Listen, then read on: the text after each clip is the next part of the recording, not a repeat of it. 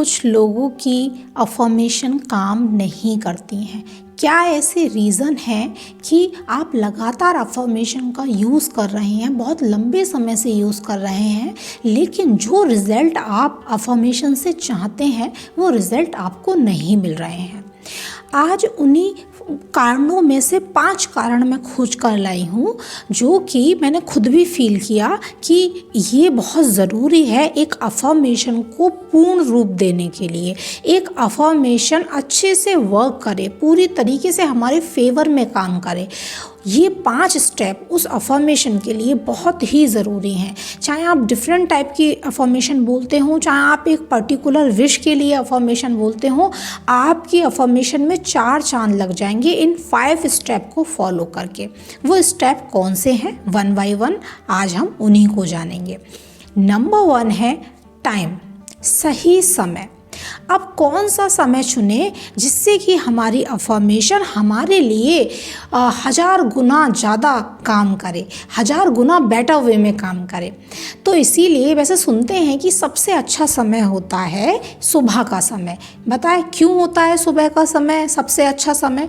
क्योंकि सुबह के समय जो हमारा माइंड है वो विचारों से कम भरा होता है, ठीक है ना। उसके जो लेस विचार होते हैं, क्योंकि वो एक तो पूरी गहरी नींद लेकर उठता है, ठीक है ना, काफ़ी रिलैक्स मूड होता है उस टाइम, ठीक है। और सबसे ज़्यादा एनर्जेटिक फॉर्म में होता है हमारा माइंड, हमारी बॉडी। इसीलिए जो अफर्मेशन, जो कमांड हम सुबह के समय अपने माइंड को दे देंगे ना, डेफिनेटली आप खुद उस चीज़ से अचंभित हो जाएंगे कि काम हो कैसे रहे हैं, काम बन कैसे रहे हैं। अब तक तो मैं इतना प्रोडक्टिव नहीं था, या अब तक तो मैं इतना अच्छे से वर्क नहीं कर पा रही थी, ये कैसे हो रहा है। तो पता है ये चीज़ें बहुत काम करती हैं। आप एक सही समय चुनिए। तो सबसे अच्छा समय मॉर्निंग का समय है। लेकिन अगर आप मॉर्निंग पसंद नहीं है, आप जल्दी नहीं उठते हैं, तो 2 टाइम मैं और बताती हूँ। जैसे कि सपोज़ आप डांस करते हैं या आप एक्सरसाइज करते हैं, तो उस टाइम क्या होता है, हम हैप्पीनेस वाले हार्मोन निकालते हैं, हम ऑक्सीटोसिन हार्मोन निकालते हैं, तो हमारा माइंड बहुत अच्छा होता है, उस टाइम काफ़ी रिलैक्स्ड होता है।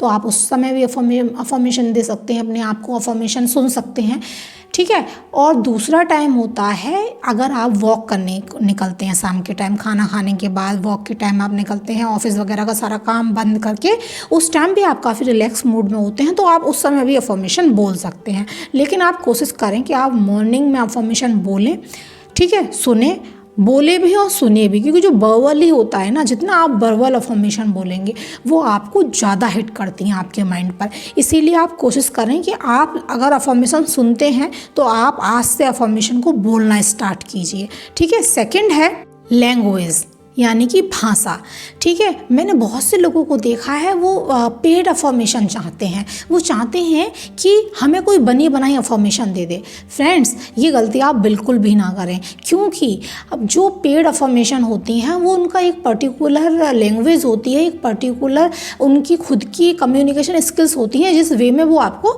कम्युनिकेट करने की कोशिश करते हैं। लेकिन आप जितना अच्छे से खुद से कम्युनिकेट करते हैं ना, उसी भाषा को आपका सबकॉन्शियस माइंड लेगा।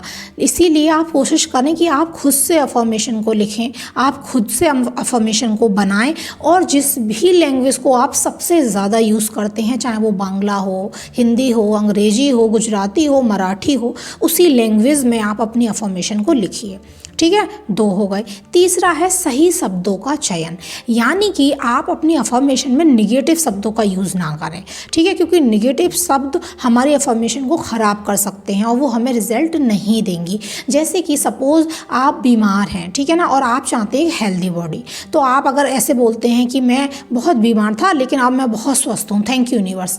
बीमार एक निगेटिव शब्द है। आप कोशिश करें कि आप कभी भी कभी नहीं होगा, लेकिन आप हो रहा है, पहले नहीं था ऐसा लेकिन अब ऐसा हो रहा है। आप नहीं शब्द का यूज़ नहीं करें, आप निगेटिव शब्द का यूज़ ना करें। कोशिश करें कि आप सही शब्दों का, पॉजिटिव शब्दों का चयन करें, ठीक है ना।